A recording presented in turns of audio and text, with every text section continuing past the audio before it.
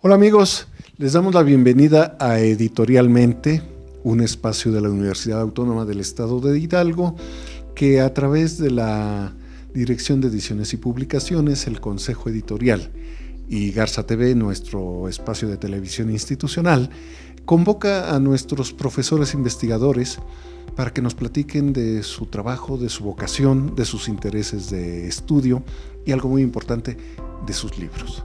En esta ocasión vamos a platicar con Sergio Sánchez Vázquez, buen amigo, doctor en disciplinas de las ciencias sociales, ahorita nos platicará él, doctor en antropología, Sergio, y queremos que nos platique sobre este libro, Antropología Social en el Estado de Hidalgo, un libro que se editó en 2010, pero que sigue buscándose, la gente lo sigue pidiendo en la librería Carácter, porque, bueno, sus artículos son vigentes.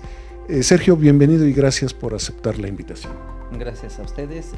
Bueno, vamos a platicar un poquito de esta publicación. Pero antes quiero que nos comentes, Sergio, tú eres licenciado en antropología. Yo soy licenciado en antropología social por la Escuela Nacional de Antropología e Historia.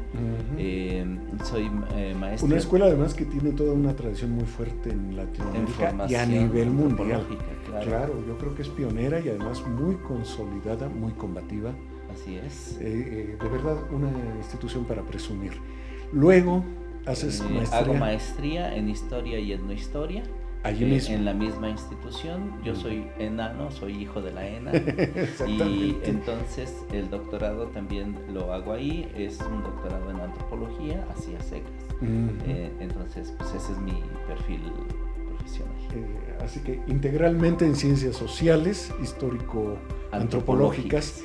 Y bueno, te incorporas a la Universidad Autónoma del Estado de Hidalgo como profesor investigador. ¿Desde cuándo? Desde el 2000, hace 17 años. Así que te toca ser de los profesores que inician la licenciatura en Historia aquí en el Instituto de Ciencias Sociales y Humanidades. Así es, fuimos pioneros de la licenciatura en Historia, el proyecto de Víctor Manuel Ballesteros, y también fuimos pioneros en la instauración de la licenciatura en Antropología Social. Efectivamente, y bueno, además de dedicarte a la docencia, a la formación de nuevos cuadros de profesionistas, desarrollas investigaciones. Y dentro de esos trabajos algo muy interesante es este libro que, en coordinación con David Lagunas y tú como coordinadores, convocan a una serie de profesores, de investigadores en la disciplina de la antropología y sacan esta compilación, coordinan esta colección de artículos Antropología Social en el Estado de Hidalgo, donde, bueno, empiezan ustedes, desde luego una introducción que nos ponen antecedentes, pero algo que me pareció muy interesante este trabajo donde recuperan la presencia importante de Edward B. Taylor en los estudios antropológicos en México, un tipo pionero. Así es. Idealista, viendo más cuando la antropología estaba apenas esforzándose por adquirir presencia en ciernes, efectivamente, y que además, bueno, se interesa por nuestro país este señor. ¿Qué es este libro? ¿Cuál fue la intención de este libro? ¿Y cómo convocan ustedes a los autores de las dos partes? Sociedad y conflicto y poder, urbanismo y transformación. 3 partes, perdón. Y población, cambio y cosmovisión. En principio, Sergio, ¿cuál fue la idea para conformar la estructura de este libro? Bueno, pues en aquel momento David Lagunas era el jefe del área académica, naciente también. Todavía no teníamos una carrera de antropología social, pero sí incidía en la formación de los historiadores. Estábamos trabajando ya con la carrera de historia de México, y en ese momento pues hacía falta impulsar justamente la carrera de antropología social, y pues esta idea fue la idea de un proyecto editorial integral de varios volúmenes que incluían historia del arte y antropología. Obviamente, como éramos pocos antropólogos en aquel momento, nos dimos a la tarea de conformar este volumen, nos pusimos de acuerdo David y yo para coordinarlo. Hicimos las invitaciones en este trabajo. Siempre justamente la coordinación consiste en reunir a los investigadores que van a participar en la conformación del volumen, invitarlos a trabajar, a presentar trabajos ya elaborados o de preferencia no publicados para que pueda ser una publicación original. Y para cada uno de estos 3 grandes apartados que ustedes idearon. Así es.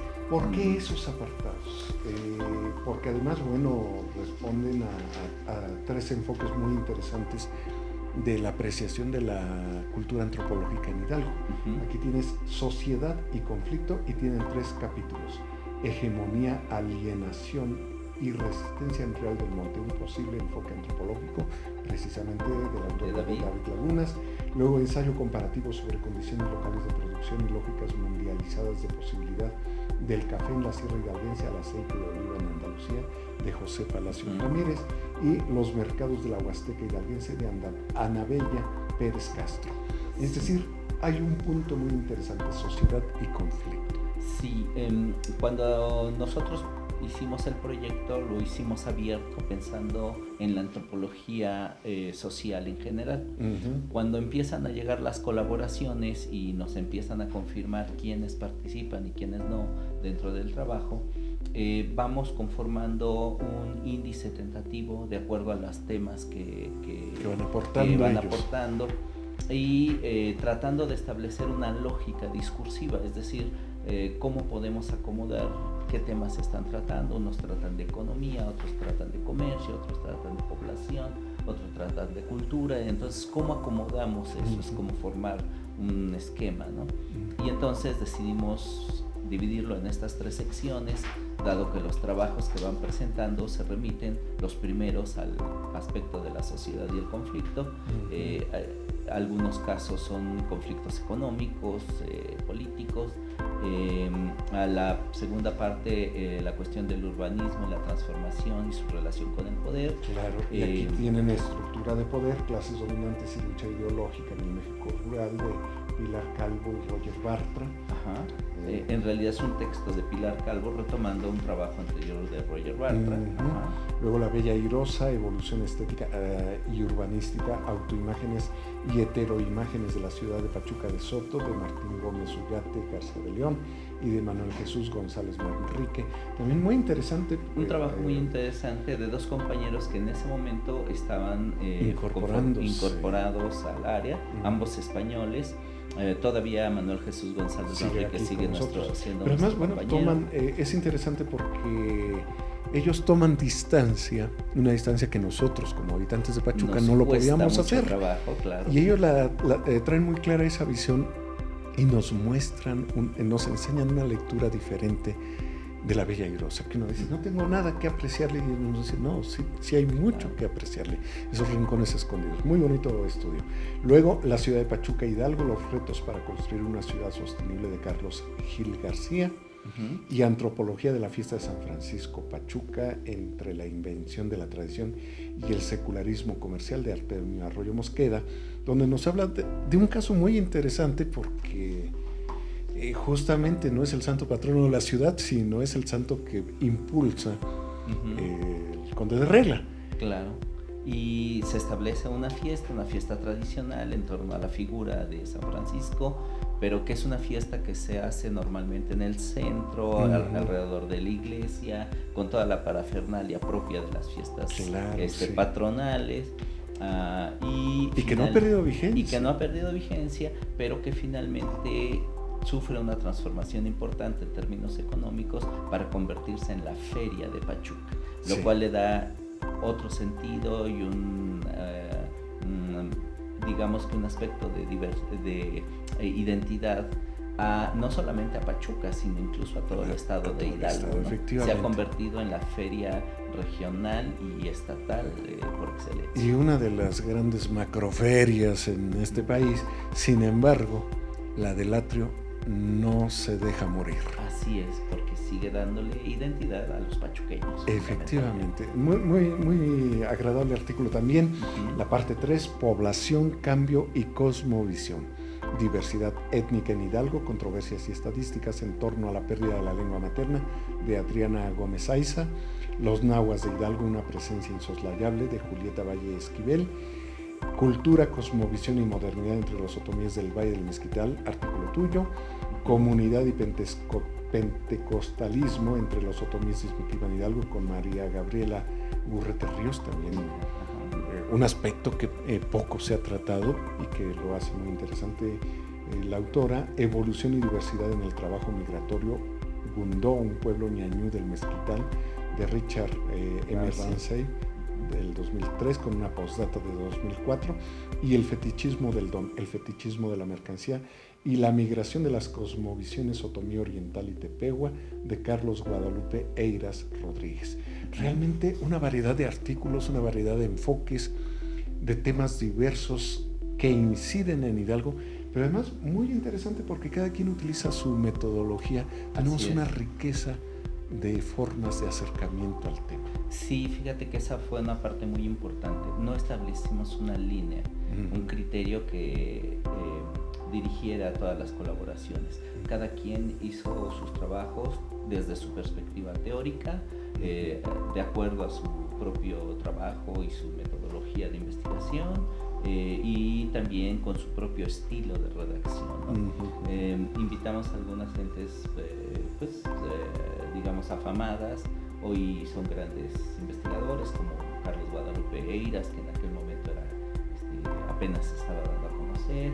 Gente ya muy bien formada, como Julieta Valle o como Ana Bella Pérez Castro, que ya tienen una trayectoria muy importante académica. Y bueno, también en ese momento Gabriela Garrett apenas comenzaba con este tema. Finalmente se doctoró y sigue trabajando estas temáticas de pentecostalismo, la transformación religiosa en el Valle del Mezquital.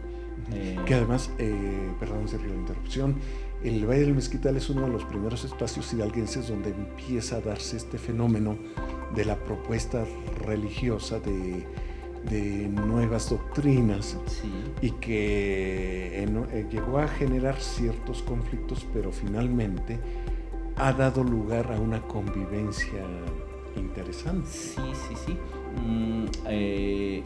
Esta situación del Valle del Mezquital incluso llegó a un nivel de conflicto religioso a nivel nacional. Tuvieron que intervenir la Comisión Nacional de Derechos Humanos, tuvo que intervenir la Secretaría de Gobernación, el propio gobierno del estado, etcétera.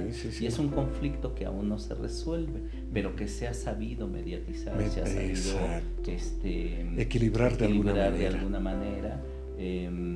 Tengo otra publicación donde aludo específicamente al además, bueno, a ti te ha interesado mucho el Valle del Mezquital, y bueno, es que además esta convivencia de religiones se da desde la conquista y quizá desde antes.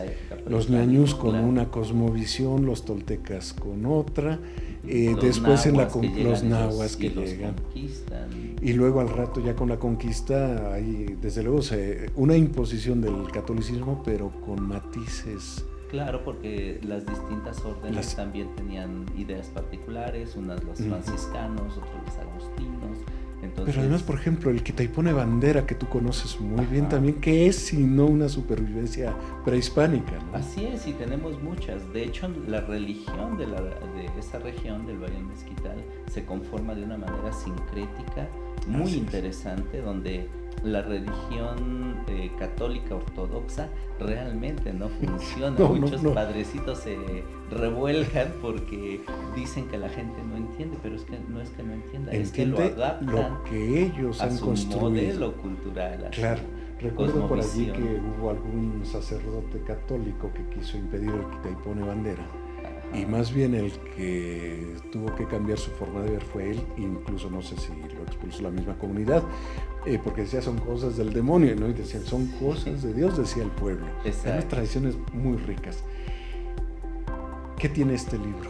para el hidalguense común que no estudia historia y antropología, pero que lo puede leer porque son propuestas de temas que realmente debemos conocer los hidalguenses y desde luego cualquier interesado en el estudio de las ciencias sociales. Pero ¿por qué el hidalguense? Nos estamos distanciando de nuestra realidad y hoy ustedes lo proponen en este libro. Sí, mira, en primer lugar aporta una visión, decía David Lagunas, revulsiva. Yo no diría tanto, yo sí diría pues transformadora, que nos invita a reflexionar, a analizar críticamente muchas cosas, como lo que tú decías, ¿no? ¿Qué ofrece Pachuca al visitante externo? Que para nosotros puede ser pues insignificante y no es así. O impalpable. Impalpable, ¿no? Exacto. Pero por otro lado, ofrece una serie de elementos interesantes, particularmente para nuestros estudiantes de antropología, pero no solo para ellos. Es un libro que está dirigido a la comunidad en general, claro, que cualquiera puede leer. No necesitas estar estudiando antropología, ni historia, ni nada de esas cosas.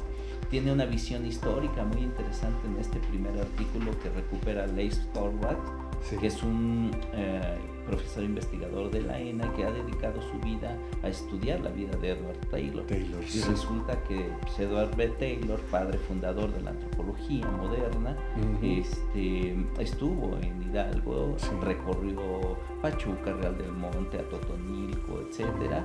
No venía como antropólogo, venía por cuestiones de salud, pero ya tenía una visión antropológica que deja por escrito, plasmada. No la podía disociar. Exacto, y entonces pues, tenemos unos antecedentes históricos muy, muy interesantes en ese artículo introductorio, y luego todos los artículos que ofrecen una visión de nuestra sociedad, de su desarrollo, de su cultura, de su identidad, es decir, de muchos elementos que hoy son importantes para el hidalguense en general y para el pachuqueño en particular, ¿no? Y bueno, yo le veo también otra gran utilidad de Sergio para el funcionario que debe trazar políticas públicas, tomar decisiones. Claro. Tienen que meterse. Por eso insisto en que aunque el libro tuvo su primera edición en 2010, no ha perdido vigencia. Claro. No ha perdido vigencia, es importante.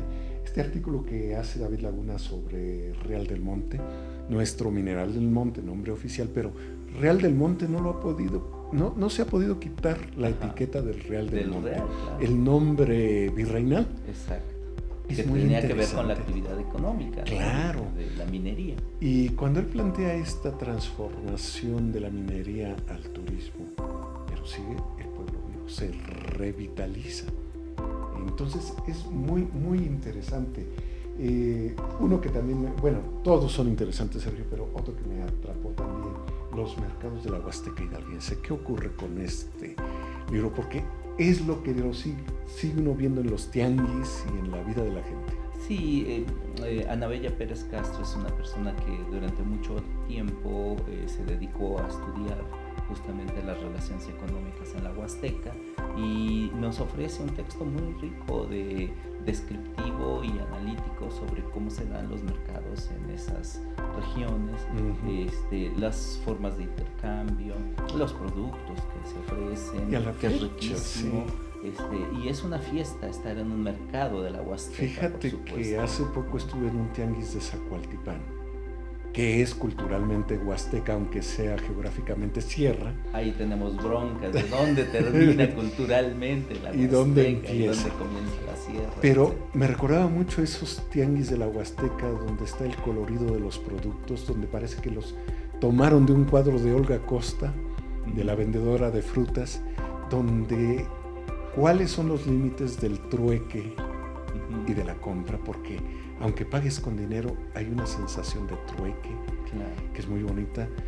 ¿Dónde está lo prolijo en la producción de los productos mismos? 20 puestos de pan, otros tantos de tamales, muchos de frutas y verduras, carnes, ¿qué puedo decir? Y yo creo que siguen tan vigentes como cuando hizo este estudio Ana Bella Pérez Castro. Sí. No han cambiado. Ahí está la esencia de esta conducta. Sí, toda la cultura tiene sus modificaciones y sus adaptaciones, pero realmente la esencia es lo que...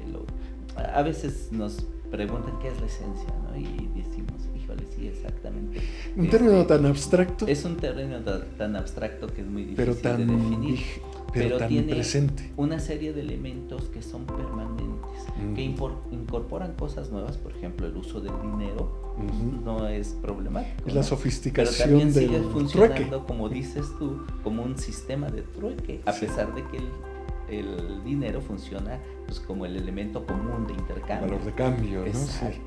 Pero sigue teniendo ese sabor tradicional, esos mercados, esos tianguis prehispánicos. Sí. Que además llegaba la gente de todas las condiciones económicas y sociales y seguían llegando con el interés de que no se pierdan. Y llega el padre, la madre, los hijos. Claro. No se sustraen y les notabas la euforia con que iban al tianguis. Porque el mercado es el centro de reunión, bajan las comunidades el día de tianguis a vender sus productos, a comprar sus productos que les hacen falta para vivir, es lugar de reunión de familia, es día de fiesta, el día saludo de mercado, con los amigos, visita a las comadres, ocasión para echarse unos traguitos, sí. En fin, ¿no? Comer el sacahuil, la convivencia, el intercambio de saberes, el intercambio y de sabores. Sí, sí.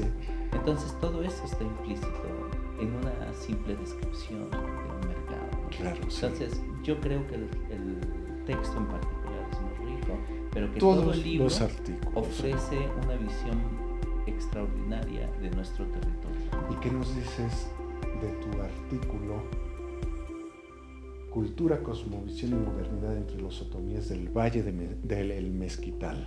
Pues justamente es una visión panorámica sobre cómo se transforma la vida, la cultura de los grupos ñañú del Valle del Mezquital, pero siempre dentro de una cosmovisión compartida. Tienen un modo particular de ver y de entender el mundo y por consecuencia una forma particular de actuar en él, ¿no? Muchos de sus actos son rituales, siguen siendo rituales, su tiempo es cíclico, se siguen rigiendo por las fechas de fiesta que son fundamentalmente agrícolas, hay que decirlo, claro, sí. ¿no? Y su vida gira en torno a una cosmovisión de herencia prehispánica, pero mezclada con la parte colonial, y ahora con la modernidad, y ahora podemos una modernidad que se enriquece con la emigración a Estados Unidos y el retorno. Exacto, porque es un centro de expulsión de inmigrantes, pero también es un centro de atracción de comunidades al interior del, decíamos, el mercado de Ixmiquilpan en este caso. Sí, que también es otro tianguis, espléndido, tianguis, los lunes. Cada vez creciendo más. Y los lunes no solamente es el día de tianguis, también es el día de las ofrendas a los muertos. Y van los señores grandes a poner al lado de la iglesia sus ofrendas muy particulares, ¿no? Sí, de productos. Incluso Lina les tuvo que quitar de ahí de las tumbas y ponerles un soporte de herrería para que puedan poner las veladoras. Sus veladoras. Sí. Todo eso, ¿no? Y además otro detalle que he notado en el tianguis de Ixmiquilpan, Valle del Mezquital, y sin embargo cómo ha ido creciendo el gusto por los huapangos. Otra vez la expansión cultural de la Huasteca por el Valle del Mezquital. Porque además es un camino para llegar también de alguna manera a la Huasteca, ¿no? Sí, y hay conexiones, ¿no? Conexiones que tienen que ver no solamente con la cuestión regional y geográfica, sino también con la cuestión cultural. La música de son es fundamental para los rituales ñañú, y por supuesto que el son huasteco llega y se instala también ahí, también como un signo identitario, ¿no? Claro. Sin soslayar la existencia, por ejemplo, de música local, como el pífano, el tamboreo. Claro, etcétera, también. ¿no? Esos sones ñañús tan especiales. Y que además el grupo magisterial ñañú ha conservado. Hay que reconocerles ese gran mérito, sin alterarlo, sino poniéndolo al día. Así es. Oye, Sergio, y todo esto que mencionas de la cosmovisión, ¿cómo se refleja extraordinariamente en sus bordados y tejidos? Por supuesto. Actuales. En algún trabajo que realizamos también, que se llamó Geometría de la Imaginación, en colaboración con el Consejo Estatal para la Cultura y las Artes, destacamos esos bordados otomíes que a la vista son estéticamente bellos, exacto, pero que además tienen un sentido y un significado particular.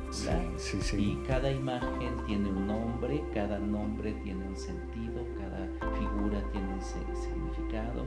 Y pues muchas veces regateamos allá a la hora de comprar una blusita porque están muy caras, pero desconocemos muchas veces todo ese bagaje cultural que está plasmado ahí. En horas y en ojos que se van quedando en medio de la trama de la tela. Sí, y en dinámicas también sociales muy interesantes, ¿no? Por ejemplo, las cooperativas de mujeres que se formaron para hacer justamente... es la modernidad. Es la modernidad. Que nos hablas en tu artículo, parte de la modernidad que nos menciona. Y se van ajustando, se van acomodando, pero sin perder la esencia. Sergio, qué interesante. De verdad, amigos, vayan a buscar Antropología Social en el Estado de Hidalgo en la librería Carácter en el Pabellón Universitario en Ciudad del Conocimiento. Este campus universitario que está en la salida de Pachuca hacia Tulancingo, búsquenlo allí, solicítenlo y léanlo. Lean un artículo, si es el último, y luego vayan al primero y luego al quinto, no sé.